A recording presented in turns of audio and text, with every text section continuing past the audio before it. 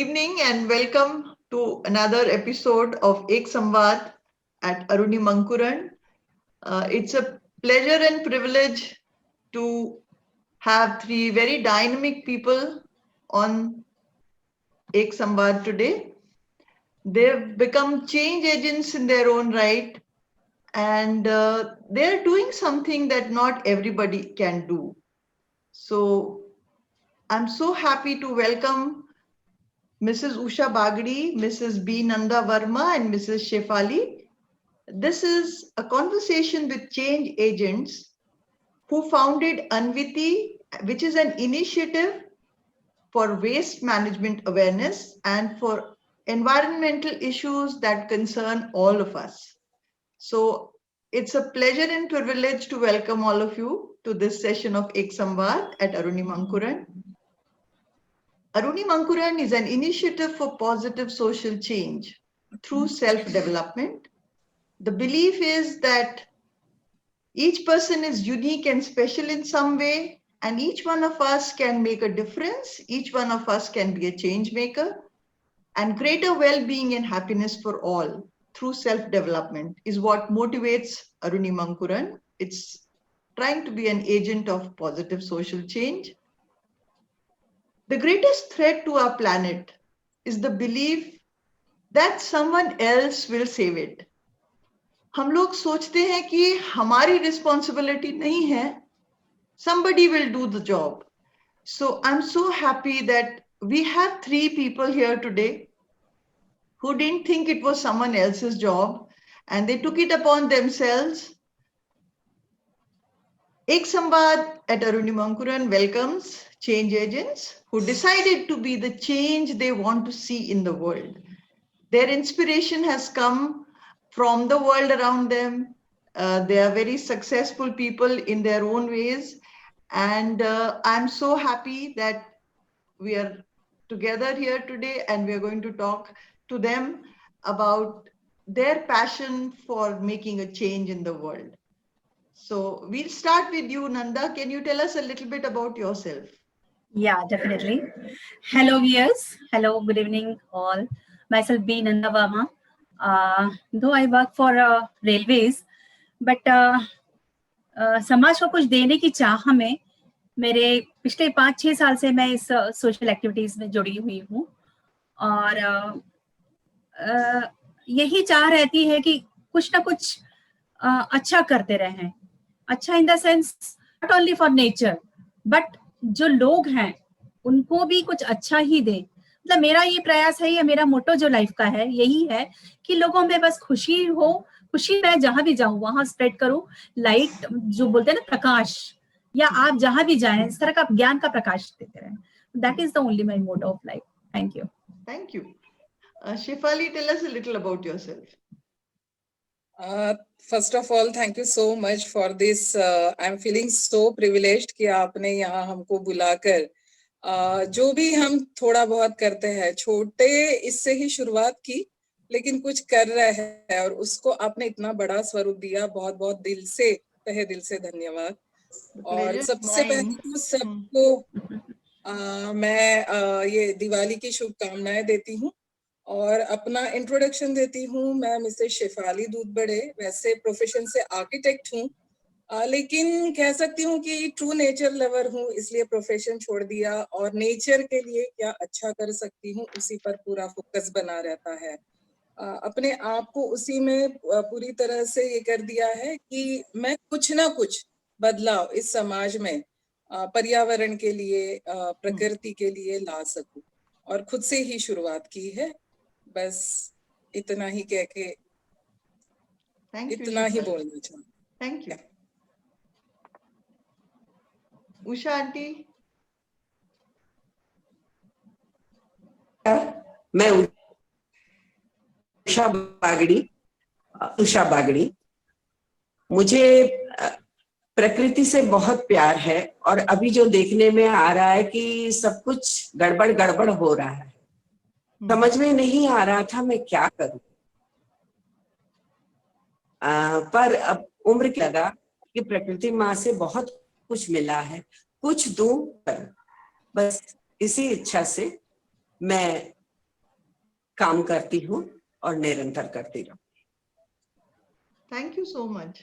Actually बहुत सारी ऐसी बातें होती हैं जो हम लोग सोचते हैं, बहुत सारे लोग सोचते हैं, लेकिन कुछ करने की इच्छा और फिर उसको एक्शन में इम्प्लीमेंट करना, इच्छा शक्ति तो बहुत सारे लोगों में होती है, लेकिन उसको क्रिया शक्ति में परिवर्तित करना इज द चैलेंज।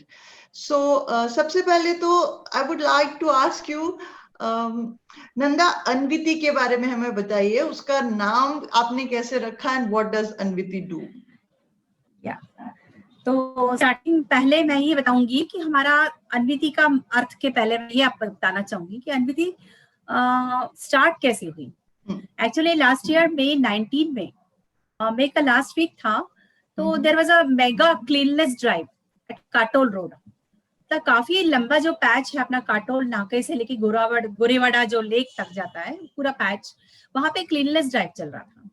तो उसमें काफी सारी एसोसिएशंस थी। Then I was attached to I clean, I was working as I clean member there. तो वहां पे काफी एक्टिविटीज, जो भी क्लीननेस था हम लोग सब कर रहे थे। तो वहां पे हम लोग की मेंबर्स जी बात कर रही थी कि अरे हम लोग तो यहाँ करके चले जाएंगे, बट अब दूसरे हर हफ्ते तो हम लोग आ नहीं सकते, तो इसको मेंटेन कैसे करेंगे, आज तो इतना साफ दिख रही है।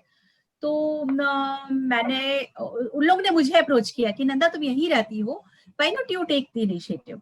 और इसके पहले की बात है, मैं और उषा भाभी हम लोग एक ही अपार्टमेंट्स में रहते हैं, तो हम लोग यूं ही बात करते थे कि हम लोग को जरूर कुछ ना कुछ एक स्टेप्स लेना चाहिए, अपने एरिया के लिए कुछ करना चाहिए। ऐसे ही हम लोग अपनी आपस में डिस्कशंस चलते रहते थे। तो मैंने कहा कि चलो ठीक है, देखती हूँ मैं कुछ करती हूँ करके। और जब ड्राइव चल रहा था, इन दैट पीरियड आसपास के लोग भी आने लगे और कहने लगे चले आप बहुत अच्छा काम कर रहे हैं आप लोग, एंड हम भी आपसे जुड़ना चाहेंगे। तो बस मुझे वो लिंक मिल गया। मैंने कहा कि बहुत है, आज मतलब इतने सारे लोग नेबर्स जब आ रहे हैं, जुड़ रहे हैं, तो व्हाई नॉट स्टार्ट। फिर मैंने आके बागरी भाभी को ही बताया, हम लोग पहले ही ऑलरेडी कर ही रहे थे। And in the meantime Shefali ji, मैं उनको जब नहीं जानती थी, तो वो शायद आउट ऑफ स्टेशन थी, तो मुझे बागरी भाभी ने बताया कि शेफाली जी हैं, वेरी डायनेमिक पर्सनालिटी है। बोला ठीक है चलो, हमें अपना मिल भी गया है, वो हमें गाइड भी करती रहेंगी। तो इन दैट वे हमारी अन्विति हमारी क्रिएट हुई मई 29 को। एंड जहां तक अन्विति का अर्थ है, अन्विति बहुत सोच समझ के नाम रखा गया है हम लोग ने। अन्विति एक्चुअली इट्स एक भाव, मतलब एक यूनियन ऑफ माइंड्स जिसे कहते हैं ना, एक तरह का जो सोच है वो है, जब परस्पर संबद्धता कह सकते हैं आप इसको, unity of like minded persons. मतलब मेन जो अर्थ है उसका अन्विति का यही है। तो हमने कहा कि ये बहुत ही सुटेबल लग रहा है, हम लोग ने सबने डिस्कस किया, नाम भी अच्छा लगा, तो उसके बाद से उसका नाम अन्विति ही पड़ गया। तो अन्विति का ध्येय क्या है? What is the main purpose? या मेन पर्पस तो ऑफ कोर्स नेचर के प्रति ही, मतलब हम कितना कर सकते हैं, मतलब सारे उसमें जो एटीट्यूड्स हैं हमारे उसमें इंक्लूडेड हैं। मेनली एनवायरमेंट प्रोटेक्शन के लिए ही है। तो और आगे भी काफी करना, इतना सारा वास्ट फील्ड है अगर हम इसको करें तो मेनली हम लोग स्टार्ट किया है क्लीननेस ड्राइव से। तो क्लीननेस को लेकर के हम लोग स्टार्ट करेंगे, तो फिर नेचर को धीरे धीरे हम बदलेंगे। एंड बेसिक चीज जो है यहाँ पे हमको लगती है, वो जो माइंडसेट है लोगों का, उसको चेंज करना। और चेंज कर भी लिया तो एज यू सेड कि it's a challenge for us to how to implement that ideas into practicality. तो काफी मतलब एक मतलब इसको हम बांध नहीं सकते शब्दों में। Nature itself is so vast ना, how can we bind this into one phrase. तो मेनली नेचर लविंग, जैसे शिफाली जी ने कहा, she herself is nature lover. तो नेचर के प्रति जो जो आता है, बस हम लोग सब वही करते चलते हैं, वही हमारा ध्येय है। So nice. Thank you for sharing, Nanda. Usha aunty, आप हम लोग के साथ ये शेयर करिए कि हर सिटीजन अपने लेवल पे क्या कर सकता है। हम लोग जैसे अवेयरनेस क्रिएट करने की कोशिश करते हैं, तो आप क्या सजेस्ट करेंगी कि जो रेगुलर ऑर्डिनरी सिटीजन्स हैं वो अपने स्तर पर क्या पहल कर सकते हैं? थैंक यू प्रज्ञा, तुमने बोलने का मेरे को ये बात पूछी है। मुझे लगता है सब अपना काम अगर अच्छे से करें वो बोलते हैं ना, ईंट ईंट से घर बनता है, एक एक, तो हर ईंट अगर अपना काम करे, सबसे पहली चीज है कि हम कम से कम कचरा करें, रिड्यूस, कम से कम करें अपने। इन सब में एक बहुत अच्छी उपलब्धि हमारी का उत्सव बहुत बड़े जोरों से होता है, और हमारी बिल्डिंग 140 फ्लैट, और गणपति में डिस्पोजेबल का इतना होता है जिसकी कोई हद है। पर हम बहुत भाग्यशाली हैं कि हमने लोगों को बोला आप डे मत करिए, और अपने अपने घर से प्रसाद के लिए थाली, कटोरी, चम्मच, ग्लास लेके आइए और उसमें लेके जाइए, और आप विश्वास नहीं करोगे, सबने माना, और उस साल बिल्कुल भी कचरा नहीं हुआ। Okay, we'll come to you, Shefali. I think थोड़ा सा टेक्निकल इंफॉर्मेशन दे दीजिए तो अच्छा रहेगा। कचरा कितने प्रकार का होता है, एंड क्या सेग्रीगेशन का क्या मीनिंग है, and how it happens, how we can do it as citizens. पहले तो जो मतलब इंडिया एज अ कंट्री जो हमको कचरे के बारे में जानकारी है, तो वो बस इतनी है कि कचरे में मेनली तीन प्रकार होते हैं। एक होता है गीला, दूसरा होता है सूखा, और तीसरा होता है रिजेक्ट्स। अब गीला कचरा मतलब क्या? तो गीला कचरा होता है कि जो बायोडिग्रेडेबल हो, जो प्रकृति में मिल जाए, जो प्रकृति से ही बना हो, जो मानव निर्मित ना हो, प्रकृति से ही बना हो और वो प्रकृति में ही मिल जाए, ये होता है गीला कचरा, बिल्कुल आसान शब्दों में। फिर आता है कि सूखा कचरा। अब सूखे कचरे में भी दो प्रकार होते हैं। एक होता है रिसाइक्लेबल, मतलब जिसका हम, वो मानव निर्मित होता है, और मानव निर्मित होने के बाद भी उसको हम बार बार रीयूज कर सकते हैं, ये होता है रिसाइक्लेबल। और उसी में जो दूसरा प्रकार है वो होता है कि जो जिसका कुछ भी उपयोग ना हो, वो सूखा तो है लेकिन वो रिसाइक्लेबल में नहीं जाएगा, उसका कोई उपयोग नहीं होगा, तो उसको हम फिर रिजेक्ट्स के तौर पे हम लैंडफिल्स में भेजते हैं। तो जो इंडिया में जो है, लोग इतना ही समझते, गीला, सूखा और रिजेक्ट्स। तो इस हिसाब से कचरे के तीन प्रकार हैं। लेकिन जैसे जैसे अवेयरनेस बढ़ती जा रही है, लोगों में कहीं ना कहीं जागरूकता, अवेयरनेस आ गई है, तो लोग अब धीरे धीरे समझने लगे कि मेडिकल वेस्ट भी होता है, मतलब घरों से लोगों के मेडिकल वेस्ट भी निकलता है, और इलेक्ट्रॉनिक वेस्ट, ई वेस्ट जो है वो भी निकलता है। तो हम कह सकते हैं कि 5 तरह के जो है, 5 प्रकार के जो है कचरे का विभाजन 5 प्रकार में हुआ है। अब सेग्रीगेशन, आपने कहा कि इसको अलग अलग हमको कैसे करना है, तो सबसे पहले तो हमको जानकारी होनी चाहिए कि 3 प्रकार के कचरे तो है, इसके अलावा भी और 2 प्रकार भी है। इसको हम समझे, जैसे मैंने अभी बहुत सिंपल शब्दों में जो समझाया कि भाई गीला कचरा तो क्या है, वो प्रकृति से ही मिला है और प्रकृति में ही जाएगा। अब इसमें क्या आएगा, तो इसमें हमको समझना है, इसमें गीला कचरा मतलब जो हमारे किचन से निकलता है, जो फलों के छिलके हैं, सब्जियों के छिलके हैं, या हम जो पूजा करते हैं उसमें जो निर्माण होने वाले बांस से जो सूखे फूल है, बेल पत्ती होती है, जो भी है, या हमारे कोई घर में कोई कार्यक्रम हुआ है जिसमें फूलों से सजावट हुई है, तो उस प्रकार का जो कचरा है वो सब कुछ गीले कचरे में आता है। और आगे अगर हम देखें तो जो फूड वेस्ट है, जो बासा जो अन्न है, अनाज है, वो अगर बच जाता है, कुछ बच जाता है, तो वो भी हम गीले कचरे में ही कंसीडर करते हैं।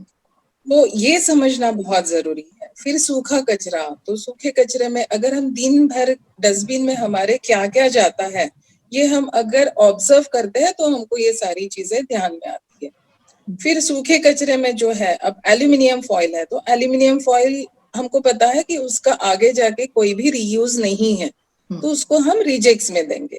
लेकिन शैम्पू की बोतल अगर खाली हो जाती है, या टाल्कम पाउडर है, या फिर कोई ग्लास बोतल है, जैसे सॉस की बोतल है, इस तरह का जो कचरा है ये रिसाइकल हो सकता है, तो इसको हमको साफ करके, बिल्कुल क्लीन इसमें साफ करके हमको ये बाजू में रखना है। और जो कबाड़ी वाले होते हैं, रिसाइकलर्स होते हैं, उनको हम दे सकते हैं। तो ये हुआ, ये अब हमको ये समझना बहुत जरूरी है। और जिस चीज का मतलब गीला कचरा, उसका हम कंपोस्ट या फिर उसको हम घर के ही लेवल पे, हाउस होल्ड लेवल पे ही कुछ ना कुछ उसका सॉल्यूशन, उसका निवारण है। रिसाइक्लेबल भी हम रिसाइकलर्स को दे सकते हैं, लेकिन जिसका कुछ नहीं हो सकता वो हमको सिर्फ उतना ही कचरा जो है वो लैंडफिल्स में भेजना है। तो हम ये सिंपल टिप्स अगर समझ ले तो हमारे लिए बहुत आसान हो जाएगा सेग्रीगेशन करना, उसका विभाजन करना। थैंक यू जी। Thank you Shefali. I think Bagdi aunty हम लोग को ये बताइए कि कंपोस्ट बनाने का क्या प्रोसेस है, बिकॉज ये बहुत अच्छा सॉल्यूशन है एक कि जो बायोडिग्रेडेबल वेस्ट है सबके घरों में निकलता है, रोज निकलता है, तो giving it back to the earth, it is such a beautiful idea कि हम उसी को कंपोस्ट बना के और अपने गमलों में डाल सकते हैं। जी, कंपोस्टिंग में तो ऐसा है कि उसको हम लोग या तो इंडिविजुअल लेवल पे भी कर सकते हैं और सोसाइटीज में, अपार्टमेंट्स में इसको कम्युनिटी लेवल पे भी कर सकते हैं। तो इसके लिए कैपेसिटी के हिसाब से कंपोस्टर्स अवेलेबल होते हैं मार्केट में भी, या अगर हाउस होल्ड लेवल पे हम सोचते हैं तो उसको बिल्कुल सिंपल वे में हमको शुरुआत करनी है। जैसे उषा जी ने बताया कि हम एक गमले में या फिर मिट्टी के नान में इसकी शुरुआत कर सकते हैं। मार्केट में कंपोस्ट बास्केट्स भी अवेलेबल है। ये हुआ हाउस होल्ड लेवल पे। अब अगर इसको कम्युनिटी लेवल पे करना है, मतलब सोसाइटी के लिए करना है, तो फिर बड़े कंपोस्टर्स 1 टन के, आधे टन के, उससे भी बड़े कंपोस्टर्स अवेलेबल हैं। तो उसमें ये होता है कि हर एक पर्टिकुलर टाइम पे जो सोसाइटी का जो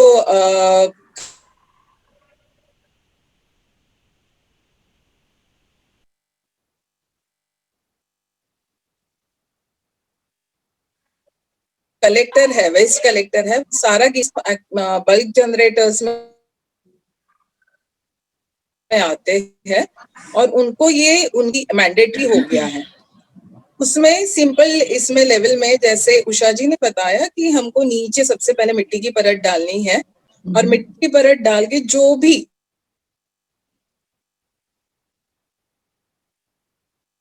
जितना भी गीला कचरा है का काम क्या है, एक एक्टिवेटर होता है जिसमें बैक्टीरियाज होते हैं। बैक्टीरियाज क्या करते हैं, वो पूरा जितना भी गीला कचरा है उसको चर्न करते हैं, उसको पीसते हैं, और वो पीसने के बाद, चर्न करने के बाद ये जो नेचुरल साइकिल है, बैक्टीरिया चर्न करना, चर्न करते हैं जो कचरा, ये पूरा नेचुरल जो एक ये है पूरा साइकिल जो है, मेथड है, इसको बनने में, कंपोस्ट बनने में 45 डेज, कम से कम 30 to 45 डेज, और बहुत से इनिशियल केसेस में तो 60 डेज भी लगते हैं। तो इतना सिंपल है, बहुत ही सिंपल है वो करना। एक्टिवेटर में इजीली अवेलेबल, आजकल मार्केट में काफी सारे एक्टिवेटर्स अवेलेबल हैं। और अगर नहीं तो होममेड आप कर सकते हैं, जो बटर मिल्क होता है उसको आप स्प्रिंकल कर दीजिए, और नहीं तो अगर गाय का गोबर मिल जाता है तो उसको भी डाइल्यूट करके आप उसको भी स्प्रिंकल कर सकते हैं। बनाना peels, I'll just interrupt because मुझे लगता है कि जो भी सुन रहे हैं सबके मन में भी ये वाली बात जरूर आएगी कि we are talking about so much of biodegradable waste in one place. So won't it give a foul smell? मैं एक्टिवेटर का जो रोल है वो उसी के लिए बता रही हूँ कि जो फाउल स्मेल है वो नहीं आएगा उससे, अगर आप एक्टिवेटर डालते हैं। और आपको क्या करना है, हर रोज जब उस पे गीली मतलब गीले कचरे की लेयर आएगी तो आपको उसको नीचे से ऊपर तक मिक्स करना है बस। और उसमें वो बैक्टीरिया जब मिक्स हो जाएगा तो वो अपने आप ही, वो उसका काम है, बैक्टीरिया का काम है, वो अपना रोल बहुत अच्छे से निभाता है। बट अगर फाउल स्मेल का कुछ चांसेस है तो वो मॉइस्चर कंटेंट की वजह से होते हैं, और इसमें हमको ध्यान देना है कि मॉइस्चर को बैलेंस रखना है। अगर आप फूड वेस्ट डाल रहे हैं, कोई भी फूड वेस्ट अगर डाल रहे हैं, तो उसको 2 या 3 दिन सुखाकर अगर आप ऐड करते हैं, उसका मॉइस्चर पूरी तरह से ड्रेन होने के बाद, तो वो बहुत ही ज्यादा फायदेमंद होता है। और दूसरा है, जैसे ऑयल बेस्ड कुछ भी है फूड वेस्ट में, तो आप उसको न्यूज़पेपर पे स्प्रेड करके सुखा लीजिए, तो न्यूज़पेपर में क्या होगा, उसका ऑयल पूरा एब्जॉर्ब हो जाएगा, और उसके बाद आप उसको कंपोस्ट में ऐड कीजिए, तो स्मेल बिल्कुल नहीं आएगी। और इनिशियली जब आप एक्सपेरिमेंट कर रहे हैं तो हो सकता है कि स्मेल आए, पर जैसे जैसे ग्रेजुअली आप करते रहेंगे तो आप खुद ही एक्सपीरियंस करेंगे। एक दो जो आपकी बैचेस निकलेंगी कंपोस्ट की, उसके बाद परफेक्शन डेफिनेटली आता है। और धीरे धीरे हम भी अपने एक्सपेरिमेंट से, अपने एक्सपीरियंस से सीखते हैं और हम भी और उसमें नया करते हैं। अब फाउल स्मेल नहीं आने के लिए दूसरा एक और है कि हमको ब्राउन्स जो है, मतलब ड्राई लीव्स, अगर मॉइस्चर कंटेंट सीजन के हिसाब से कंपोस्ट में थोड़ा सा ज्यादा दिखता है तो डेफिनेटली हमको उसमें ब्राउन लीव्स, ड्राई लीव्स जो होती है वो आप ऐड कर सकते हैं। या बहुत बार ये बोला जाता है कि भूसा, जो कारपेंटर्स के पास जो लकड़ी के काम जो करते हैं, वो अगर वहां पे मतलब मॉइस्चर एब्जॉर्ब हो जाए, तो अगर मॉइस्चर एब्जॉर्बेंट आपको मिल जाता है, इवन आटा जो है फ्लोर, वो भी आप उसमें मिक्स कर सकते हैं। तो सीजन के हिसाब से सबसे बेस्ट कंपोस्ट है वो अभी विंटर्स में बहुत ही अच्छा होता है। थोड़ा हल्का सा प्रॉब्लम होता है समर्स में और रेनी सीजन में, तो तभी मॉइस्चर कंटेंट ज्यादा होता है और उस टाइम पे हमको जो ब्राउन्स का रेशियो है वो ऐड करके उसको बैलेंस करना रहता है, जिससे कंपोस्ट सक्सेसफुली बन जाता है। Okay, thank you Shefali. Nanda, आप जो लोग सुन रहे हैं, what are the some of the things you would like to say to them? जैसे एज रेगुलर सिटीजन्स जिनको बहुत ज्यादा एनवायरमेंटल अवेयरनेस नहीं है, तो उनके लिए कुछ 3-4 टिप्स दे दीजिए। राइट, तो सबसे पहले तो एक जनरल बहुत ही सिंपल टिप ये है कि जब भी आप बाहर जाएंगे कहीं भी, मतलब अभी क्या होता है, हम मोबाइल पहले रख रखते हैं, तो मोबाइल रखने से पहले ही हम एक उसके साथ में क्लोथ बैग, जूट बैग या cloth bag definitely you must carry with yourself, पहली बात। सेकंड, हम लोग जैसे बाहर कहीं पानी पूरी खाने जा रहे हैं या मतलब स्ट्रीट फूड जैसे हम लोग बहुत शौकीन होते हैं, ये खाना है या चाट पकौड़ी खाना है, तो वहां हमें डिस्पोजेबल प्लेट्स में मिलते हैं। तो why not take your disposable, एक बार डिस्पोजेबल ना भी ले, या घर में जो भी अपने बाउल्स हैं आपके, एक तो हाइजीनिक भी रहेगा, आपके घर का जा रहा है साथ में, एंड उसके साथ में स्पून भी हो, या फिर एक सबसे बढ़िया तरीका तो ये है कि आप अपना एक किट बना लीजिएगा जिसमें एक क्लोथ बैग है और एक अपना बाउल है, छोटा सा ग्लास है, स्ट्रॉ है। स्ट्रॉ भी ऐसा हो कि आप अभी तो बहुत मिलने लगे हैं डिफरेंट जो बायोडिग्रेडेबल भी हैं, या तो फिर अदरवाइज एक बार आप स्ट्रॉ लीजिए ताकि उसको बार बार हम इसको रीयूज भी कर सकते हैं। तो वो एक किट बना लीजिए, इसमें सारी चीजें, अपने स्पून से लेके बाउल, ग्लास, सब कुछ, वाटर बॉटल कैरी करने के लिए, ये सब रख के हम साथ चले। तब अपने डिक्की में डाल दीजिए, कार में डाल दीजिए, कहीं पे भी, तो साथ में जहां भी जाए तो हमें इसे, तो ये दूसरा टिप है। एंड सेकेंडली ये है कि आप कहीं भी जा रहे हो, प्लास्टिक आप जैसे जनरली हम लोग जब ड्राइव्स करते हैं तो कार में जा रहे हैं, स्कूटर में जा रहे हैं, तो लोग क्या करते हैं, खाया, खासतौर से बच्चे जो हैं, वो फिर ने खाया, कुरकुरे के पैकेट है, बिस्किट पैकेट से, they drop it outside, as simple as that. तो हमने बस अपने बच्चों को यही सिखाना है कि बेटा नो। खैर आजकल वैसे बहुत स्कूल्स में भी अवेयरनेस हो गई है, काफी कर रहे हैं, तो ये दूसरा चीज हो गया।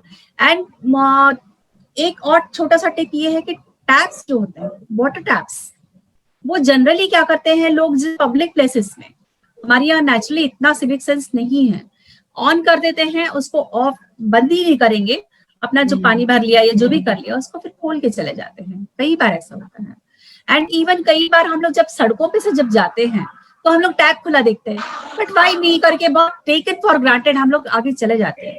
तो 2 सेकेंड लगेगा आपको, 2 सेकेंड लगेगा, आप रुकिए या फिर किसी को आवाज दीजिए, गाड़ी में है तो भैया प्लीज उसको टैप को बंद कीजिए, आप प्लीज रिक्वेस्ट कीजिए पोलाइटली, एंड उसको। तो इस तरह की बहुत छोटी छोटी बातें हैं डेली जो हम अपने स्वभाव में इंक्लूड कर लगता है कि although it's one of those topics that we don't talk about too much, but congratulations to all of you for taking up the initiative, and बूंद बूंद से घड़ा भरता है। So I think everybody who decides to be a change maker is respected and deserves gratitude from all of us, because जो जिनमें हिम्मत होती है to be the change they want to see in the world, they are the people who can bring about a change. So प्रज्ञा जी, या मुझे interrupt कर रही हूँ, पर एक बहुत ही स्ट्रॉन्ग मैसेज मुझे सिटीजन्स को देना है कि हम लोग यूजुअली ये बोलते हैं कि अवेयरनेस हमको करना है डेफिनेटली, या कोई जब ग्रैटिट्यूड कुछ अच्छा हमारे साथ जब होता है तो डेफिनेटली हम आभार मानते हैं, धन्यवाद कहते हैं, थैंक यू कहते हैं। पर इसके मतलब ये करते वक्त अगर हम और भी जितना जो भी बातों का फ्लो होता है उसमें अगर कहीं ना कहीं हम अवेयरनेस टिप्स भी देते रहे तो सेंसिटाइजिंग जो पार्ट है वो और होगा। मतलब ये जब बोला जाता है कि आप और 3 लोगों को बोलिए और वो आगे वाला भी 3 लोगों को, ऐसे करते करते जो पब्लिसिटी होगी अवेयरनेस की, तो उससे मुझे लगता है कि जो इम्पैक्ट हम लोग एक्सपेक्ट कर रहे हैं आने वाले दिनों में तो वो डेफिनेटली होगा। तो इसी इसके साथ इच्छा के साथ मैं मतलब कहना चाहूंगी, लोगों से रिक्वेस्ट करना चाहूंगी कि डेफिनेटली आप जितना समझते हैं या जितना प्रैक्टिस आप कर रहे हैं तो वो आप अपने लोगों से, अपने फ्रेंड्स से, अपने फैमिलीज में भी शेयर कीजिए। Thank you Shefali for sharing your thoughts. And उम्मीद है हमको कि जो लोग सुन रहे हैं at least some of them will be influenced by the ideas you have all shared. And on behalf of Aruni Mankuran, I'm so grateful that you took your time and participated and shared such valuable ideas with us. Thank you so much. Thank you, Nanda. Thank you, Pragya. Thank you, Thank Pagli you. Aunty, Thank you, and thank you, Pragya. Shefali.